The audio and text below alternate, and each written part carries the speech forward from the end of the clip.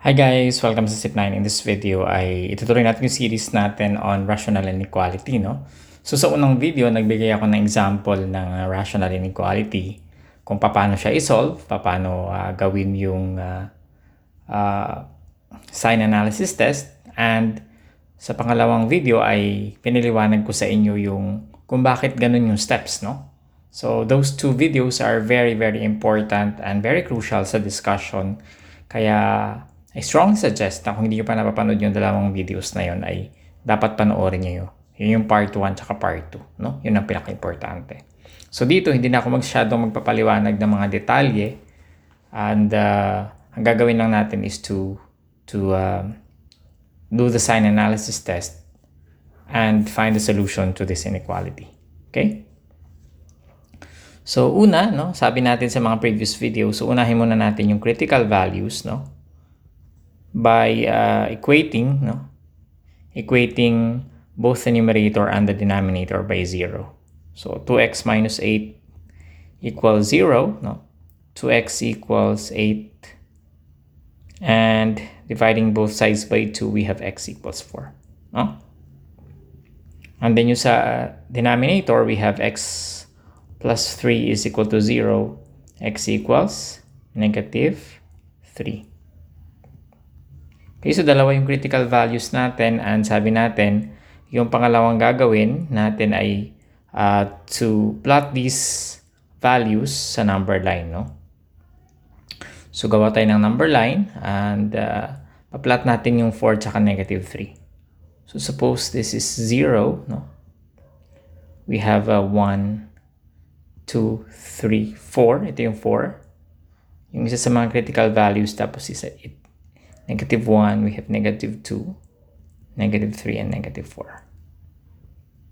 Okay, so ito yung negative 3. Okay.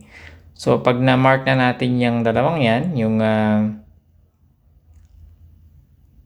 dalawang values, no, dahil dalawa yung nakuha natin, ang gagawin natin is to test every interval to see if the sign of the numbers there is positive or negative, no?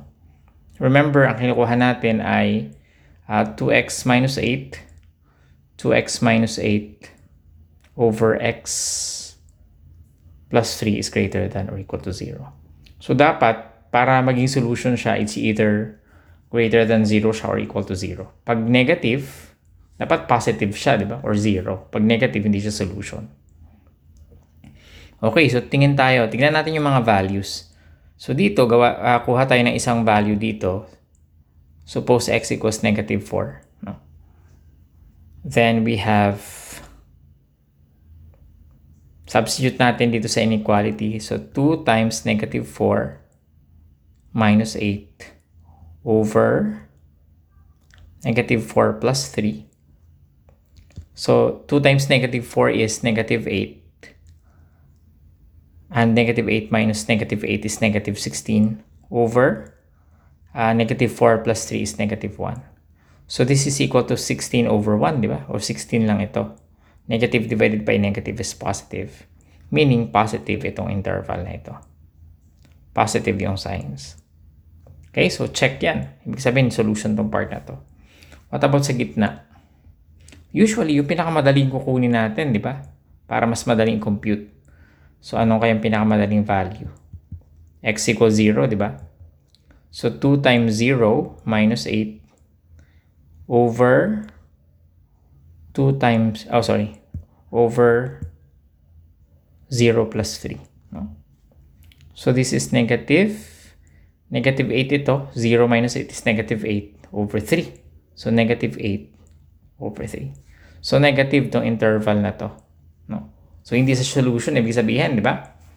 What about x equals 5? Yung nasa kanan ng interval na 4. Our critical value na 4. Test x equals 5. 2 times 5 minus 8 over 5 plus 3. This is 2 times 5 is 10 minus 8 is 2 over 8, which is equal to 1/4. So, positive din ito. Solution din ito. Okay? So, sabi natin sa previous video, pag may isa kang value dyan na test na pag negative siya, automatic, lahat na ng value sa interval na yan, lahat ng number sa interval na yan, negative. For example, yung negative 1, kahit hindi natin siya na-test dito, 0 yung na-test natin, automatic, negative na yung magiging sagot niyan pag sinubstitute natin. Okay? Pagkatapos natin i-test yung mga intervals, tawag pala natin dito sign analysis, no? This is called the sign analysis test. Kasi tinitignan natin kung ano yung magiging sign niya. Positive or negative.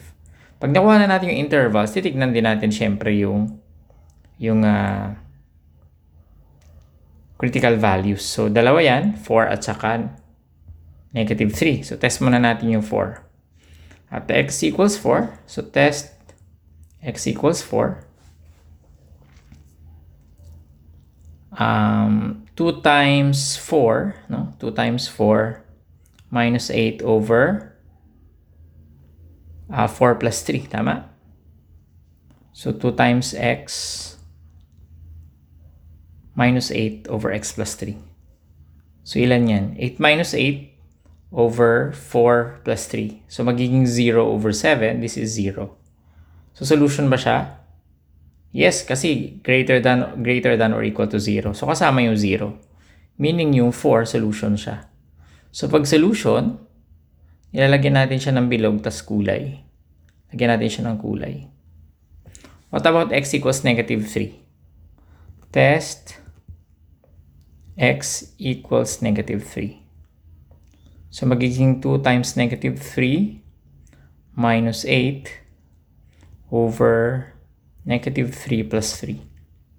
So, this is negative 6 minus 8, negative 14 over 0. So, solution ba siya? Hindi, kasi undefined. We cannot have a denominator of 0. It's forbidden. No? It's undefined. Meaning, hindi kasama yung negative 3. So, pag hindi naman siya kasama, nilalagyan lang natin siya ng bilog, tapos hindi natin siya kinukulayan. Sa ibang interval notation, by the way, pag kasama siya, merong ganito. Minsan ganito, no? Ganyan yung sign niya. Tapos pag hindi kasama, ganyan. No? So, pwede yung i-recall yung ating interval notation pag sa number line. Okay, so hindi kasama yung negative 3, kasama yung 4.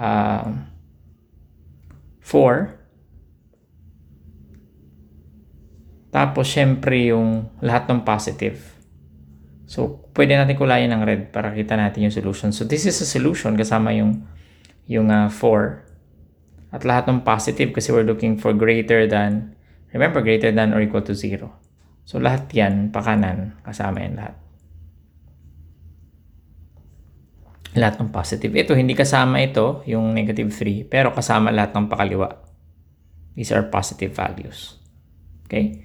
So, meaning, from negative infinity up to negative 3, ang ating solution, so our solution,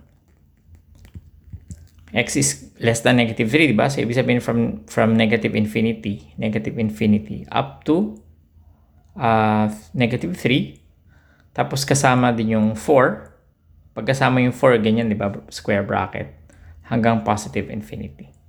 Tapos, para pagsamahin natin yung solution na yan, lagyan natin ng union sign. So, that's the solution to the inequality.